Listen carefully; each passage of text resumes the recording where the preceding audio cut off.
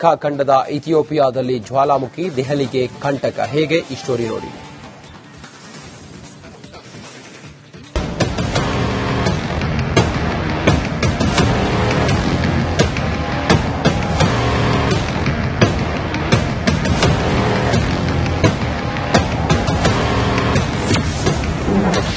ಇಥಿಯೋಪಿಯಾದಲ್ಲಿ ಜ್ವಾಲಾಮುಖಿ ಸ್ಫೋಟ.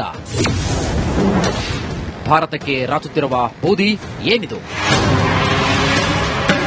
ಇಥಿಯೋಪಿಯಾದ ಹೈಲು ಹುಬ್ಬಿ ಪರ್ವತದ ಜ್ವಾಲಾಮುಖಿ ಬರೋಬ್ಬರಿ 12,000 ವರ್ಷಗಳ ನಂತರ ಸ್ಫೋಟಗೊಂಡಿದೆ. ಅದರ ತೀವ್ರತೆ ಎಷ್ಟರ ಮಟ್ಟಿಗೆ ಇದೆ ಅಂದ್ರೆ ಅದರ ಬೂದಿ ಹಾಗೂ ಧೂಳಿನ ಕಣಗಳು ಆಫ್ರಿಕಾ ಖಂಡವನ್ನ ದಾಟಿ ಏಷ್ಯಾದ ಖಂಡಕ್ಕೆ ತಲುಪ್ತಾ ಇವೆ.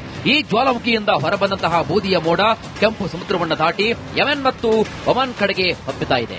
ಈಗ ಈ ಬೂದಿ ಮೋಡಗಳು ಭಾರತವನ್ನ ಪ್ರವೇಶ ಮಾಡುತ್ತಿವೆ. ಮೋಡವು ಗುಜರಾತ್ನಿಂದ ಪ್ರವೇಶ ಮಾಡಿ ರಾಜಸ್ಥಾನ, ಮಹಾರಾಷ್ಟ್ರ, ದೆಹಲಿ, ಹರಿಯಾಣ ಮತ್ತು ಪಂಜಾಬ್ ಅನ್ನು ಕೂಡ ತಲುಪಿದೆ.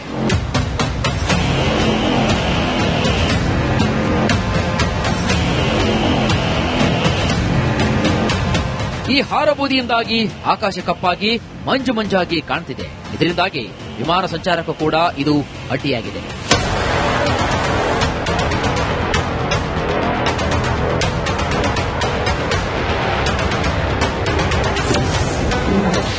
ಜ್ವಾಲಾಮುಖಿ ಎಫೆಕ್ಟ್ ಭಾರತಕ್ಕಿದೆಯಾ? ಇಥಿಯೋಪಿಯಾ ಮತ್ತು ಭಾರತದ ನಡುವೆ 4,300 ಕಿಲೋಮೀಟರ್ ದೂರವಿದೆ. ಅರಬ್ಬಿ ಸಮುದ್ರದ ಪಶ್ಚಿಮಕ್ಕಿದೆ ಇಥಿಯೋಪಿಯಾ.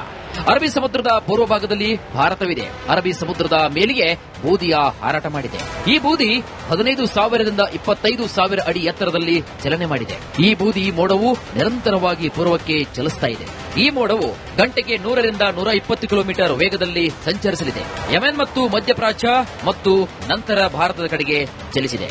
ಬೂದಿಯಲ್ಲಿ ಸಲ್ಫರ್ ಡೈಆಕ್ಸೈಡ್, ಗಾಜು, ಕಲ್ಲಿನ ಸೂಕ್ಷ್ಮ ಕಣಗಳಿವೆ. ದೆಹಲಿ ಸೇರಿ ಭಾರತದ ಪೂರ್ವ ಭಾಗದಲ್ಲಿ ತಲುಪಿದಾಗ ಆಕಾಶದಲ್ಲಿ ಮೋಡದಂತೆ ಕಾಣಿಸಿಕೊಂಡಿದೆ. ಭಾರತಕ್ಕೆ ತಲುಪಿದಾಗ ಸುಮಾರು 10 ಕಿಲೋಮೀಟರ್ ಎತ್ತರದಲ್ಲಿ ಬೂದಿ ಇದೆ. ಈ ಬೂದಿ ಮೋಡದಿಂದ ಜನರ ಜೀವದ ಮೇಲೆ ಪರಿಣಾಮ ಕಡಿಮೆ ಅಂತ ಭಾರತೀಯ ಹವಾಮಾನ ಇಲಾಖೆ ಸ್ಪಷ್ಟಪಡಿಸಿದೆ. ಜ್ವಾಲಾಮುಖಿಯ ಈ ಹಾರಬೂದಿ ಹತ್ತಿರ ಬಂದರೆ ಮತ್ತಷ್ಟು ಸಮಸ್ಯೆಗಳನ್ನು ಉಂಟು ಮಾಡಬಹುದು ಎಂಬ ಒಂದೇ ಒಂದು ಕಾರಣಕ್ಕೆ ಅಧಿಕಾರಿಗಳು ಅದರ ದಿಕ್ಕನ್ನ ಗಮನಿಸ್ತಾ ಇದ್ದಾರೆ. Bureau report, republic. ಖಂಡದ ಇಥಿಯೋಪಿಯಾದಲ್ಲಿ ಜ್ವಾಲಾಮುಖಿ ದೆಹಲಿಗೆ ಕಂಟಕ. ಹೇಗೆ ಈ ಸ್ಟೋರಿ ನೋಡಿ.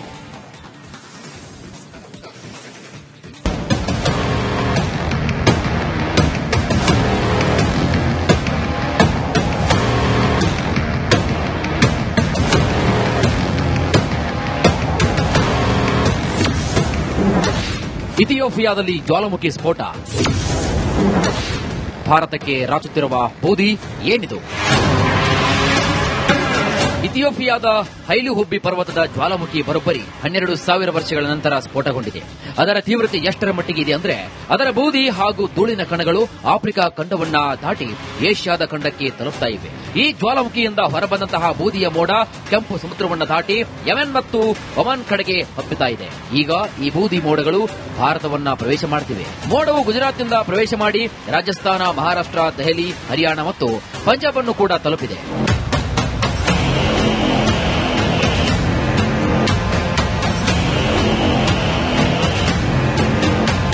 ಈ ಹಾರಬೂದಿಯಿಂದಾಗಿ ಆಕಾಶ ಕಪ್ಪಾಗಿ ಮಂಜು ಮಂಜಾಗಿ ಕಾಣ್ತಿದೆ. ಇದರಿಂದಾಗಿ ವಿಮಾನ ಸಂಚಾರಕ್ಕೂ ಕೂಡ ಇದು ಅಡ್ಡಿಯಾಗಿದೆ.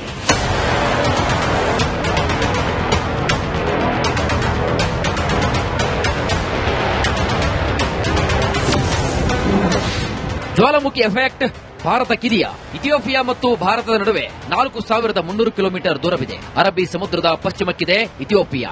ಅರಬ್ಬಿ ಸಮುದ್ರದ ಪೂರ್ವ ಭಾಗದಲ್ಲಿ ಭಾರತವಿದೆ. ಅರಬ್ಬಿ ಸಮುದ್ರದ ಮೇಲಿಗೆ ಬೂದಿಯ ಹಾರಾಟ ಮಾಡಿದೆ. ಈ ಬೂದಿ 15,000ರಿಂದ 25,000 ಅಡಿ ಎತ್ತರದಲ್ಲಿ ಚಲನೆ ಮಾಡಿದೆ. ಈ ಬೂದಿ ಮೋಡವು ನಿರಂತರವಾಗಿ ಪೂರ್ವಕ್ಕೆ ಚಲಿಸ್ತಾ ಇದೆ. ಈ ಮೋಡವು ಗಂಟೆಗೆ 100ರಿಂದ 120 ಕಿಲೋಮೀಟರ್ ವೇಗದಲ್ಲಿ ಸಂಚರಿಸಲಿದೆ. ಯೆಮೆನ್ ಮತ್ತು ಮಧ್ಯಪ್ರಾಚ್ಯ ಮತ್ತು ನಂತರ ಭಾರತದ ಕಡೆಗೆ ಚಲಿಸಿದೆ. ಬೂದಿಯಲ್ಲಿ ಸಲ್ಫರ್ ಡೈಆಕ್ಸೈಡ್, ಗಾಜು, ಕಲ್ಲಿನ ಸೂಕ್ಷ್ಮ ಕಣಗಳಿವೆ. ದೆಹಲಿ ಸೇರಿ ಭಾರತದ ಪೂರ್ವ ಭಾಗದಲ್ಲಿ ತಲುಪಿದಾಗ ಆಕಾಶದಲ್ಲಿ ಮೋಡದಂತೆ ಕಾಣಿಸಿಕೊಂಡಿದೆ. ಭಾರತಕ್ಕೆ ತಲುಪಿದಾಗ ಸುಮಾರು 10 ಕಿಲೋಮೀಟರ್ ಎತ್ತರದಲ್ಲಿ ಬೂದಿ ಇದೆ. ಈ ಬೂದಿ ಮೋಡದಿಂದ ಜನರ ಜೀವದ ಮೇಲೆ ಪರಿಣಾಮ ಕಡಿಮೆ ಅಂತ ಭಾರತೀಯ ಹವಾಮಾನ ಇಲಾಖೆ ಸ್ಪಷ್ಟಪಡಿಸಿದೆ. ಜ್ವಾಲಾಮುಖಿಯ ಈ ಹಾರಬೂದಿ ಹತ್ತಿರ ಬಂದರೆ ಮತ್ತಷ್ಟು ಸಮಸ್ಯೆಗಳನ್ನು ಉಂಟು ಮಾಡಬಹುದು ಎಂಬ ಒಂದೇ ಒಂದು ಕಾರಣಕ್ಕೆ ಅಧಿಕಾರಿಗಳು ಅದರ ದಿಕ್ಕನ್ನ ಗಮನಿಸ್ತಾ ಇದ್ದಾರೆ. Bureau report, republic. ಖಂಡದ ಇಥಿಯೋಪಿಯಾದಲ್ಲಿ ಜ್ವಾಲಾಮುಖಿ ದೆಹಲಿಗೆ ಕಂಟಕ. ಹೇಗೆ ಈ ಸ್ಟೋರಿ ನೋಡಿ.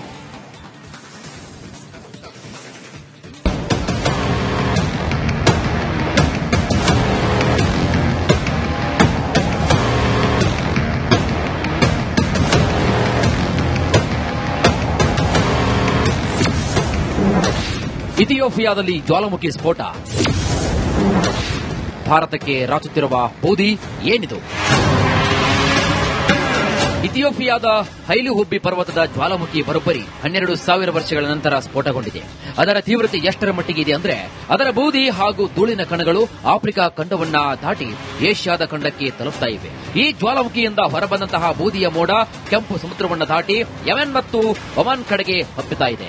ಈಗ ಈ ಬೂದಿ ಮೋಡಗಳು ಭಾರತವನ್ನ ಪ್ರವೇಶ ಮಾಡುತ್ತಿವೆ. ಮೋಡವು ಗುಜರಾತ್ನಿಂದ ಪ್ರವೇಶ ಮಾಡಿ ರಾಜಸ್ಥಾನ, ಮಹಾರಾಷ್ಟ್ರ, ದೆಹಲಿ, ಹರಿಯಾಣ ಮತ್ತು ಪಂಜಾಬ್ ಅನ್ನು ಕೂಡ ತಲುಪಿದೆ.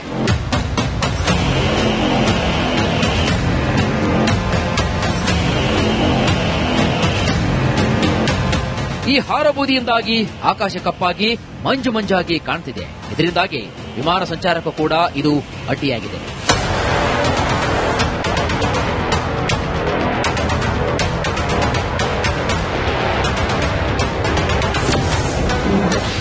ಜ್ವಾಲಾಮುಖಿ ಎಫೆಕ್ಟ್ ಭಾರತಕ್ಕಿದೆಯಾ? ಇಥಿಯೋಪಿಯಾ ಮತ್ತು ಭಾರತದ ನಡುವೆ 4,300 ಕಿಲೋಮೀಟರ್ ದೂರವಿದೆ. ಅರಬ್ಬಿ ಸಮುದ್ರದ ಪಶ್ಚಿಮಕ್ಕಿದೆ ಇಥಿಯೋಪಿಯಾ.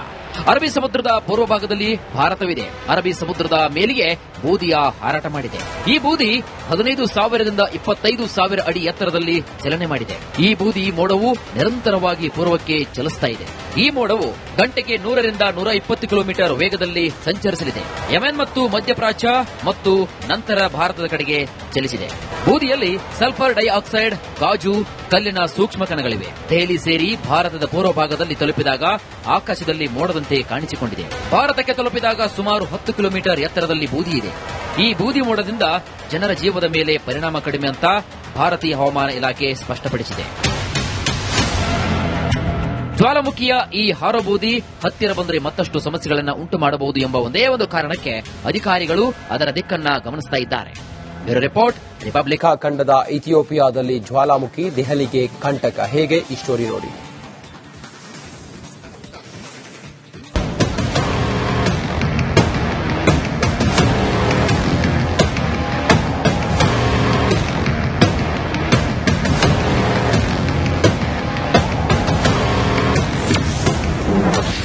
ಇಥಿಯೋಪಿಯಾದಲ್ಲಿ ಜ್ವಾಲಾಮುಖಿ ಸ್ಫೋಟ. ಭಾರತಕ್ಕೆ ರಾಚುತ್ತಿರುವ ಬೂದಿ ಏನಿದು? ಇಥಿಯೋಪಿಯಾದ ಹೈಲು ಹುಬ್ಬಿ ಪರ್ವತದ ಜ್ವಾಲಾಮುಖಿ ಬರೋಬ್ಬರಿ 12,000 ವರ್ಷಗಳ ನಂತರ ಸ್ಫೋಟಗೊಂಡಿದೆ. ಅದರ ತೀವ್ರತೆ ಎಷ್ಟರ ಮಟ್ಟಿಗೆ ಇದೆ ಅಂದ್ರೆ ಅದರ ಬೂದಿ ಹಾಗೂ ಧೂಳಿನ ಕಣಗಳು ಆಫ್ರಿಕಾ ಖಂಡವನ್ನ ದಾಟಿ ಏಷ್ಯಾದ ಖಂಡಕ್ಕೆ ತಲುಪ್ತಾ ಇವೆ. ಈ ಜ್ವಾಲಾಮುಖಿಯಿಂದ ಹೊರಬಂದಂತಹ ಬೂದಿಯ ಮೋಡ ಕೆಂಪು ಸಮುದ್ರವನ್ನ ದಾಟಿ ಯೆಮೆನ್ ಮತ್ತು ಒಮಾನ್ ಕಡೆಗೆ ಹಬ್ಬುತ್ತಾ ಇದೆ. ಈಗ ಈ ಬೂದಿ ಮೋಡಗಳು ಭಾರತವನ್ನ ಪ್ರವೇಶ ಮಾಡುತ್ತಿವೆ. ಮೋಡವು ಗುಜರಾತ್ನಿಂದ ಪ್ರವೇಶ ಮಾಡಿ ರಾಜಸ್ಥಾನ, ಮಹಾರಾಷ್ಟ್ರ, ದೆಹಲಿ, ಹರಿಯಾಣ ಮತ್ತು ಪಂಜಾಬ್ ಅನ್ನು ಕೂಡ ತಲುಪಿದೆ.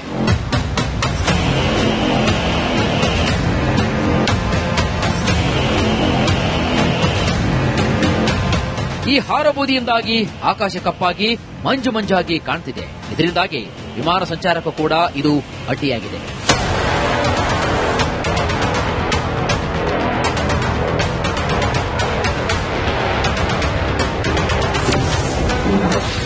ಜ್ವಾಲಾಮುಖಿ ಎಫೆಕ್ಟ್ ಭಾರತಕ್ಕಿದೆಯಾ? ಇಥಿಯೋಪಿಯಾ ಮತ್ತು ಭಾರತದ ನಡುವೆ 4,300 ಕಿಲೋಮೀಟರ್ ದೂರವಿದೆ. ಅರಬ್ಬಿ ಸಮುದ್ರದ ಪಶ್ಚಿಮಕ್ಕಿದೆ ಇಥಿಯೋಪಿಯಾ.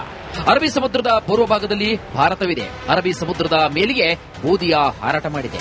ಈ ಬೂದಿ 15,000ದಿಂದ 25,000 ಅಡಿ ಎತ್ತರದಲ್ಲಿ ಚಲನೆ ಮಾಡಿದೆ. ಈ ಬೂದಿ ಮೋಡವು ನಿರಂತರವಾಗಿ ಪೂರ್ವಕ್ಕೆ ಚಲಿಸ್ತಾ ಇದೆ. ಈ ಮೋಡವು ಗಂಟೆಗೆ 100ರಿಂದ 120 ಕಿಲೋಮೀಟರ್ ವೇಗದಲ್ಲಿ ಸಂಚರಿಸಲಿದೆ. ಯೆಮೆನ್ ಮತ್ತು ಮಧ್ಯಪ್ರಾಚ್ಯ ಮತ್ತು ನಂತರ ಭಾರತದ ಕಡೆಗೆ ಚಲಿಸಿದೆ. ಬೂದಿಯಲ್ಲಿ ಸಲ್ಫರ್ ಡೈಆಕ್ಸೈಡ್, ಗಾಜು, ಕಲ್ಲಿನ ಸೂಕ್ಷ್ಮ ಕಣಗಳಿವೆ. ದೆಹಲಿ ಸೇರಿ ಭಾರತದ ಪೂರ್ವ ಭಾಗದಲ್ಲಿ ತಲುಪಿದಾಗ ಆಕಾಶದಲ್ಲಿ ಮೋಡದಂತೆ ಕಾಣಿಸಿಕೊಂಡಿದೆ. ಭಾರತಕ್ಕೆ ತಲುಪಿದಾಗ ಸುಮಾರು 10 ಕಿಲೋಮೀಟರ್ ಎತ್ತರದಲ್ಲಿ ಬೂದಿ ಇದೆ. ಈ ಬೂದಿ ಮೋಡದಿಂದ ಜನರ ಜೀವದ ಮೇಲೆ ಪರಿಣಾಮ ಕಡಿಮೆ ಅಂತ ಭಾರತೀಯ ಹವಾಮಾನ ಇಲಾಖೆ ಸ್ಪಷ್ಟಪಡಿಸಿದೆ.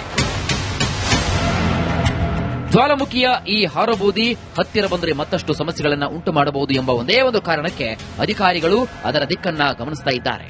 Bureau report, republic.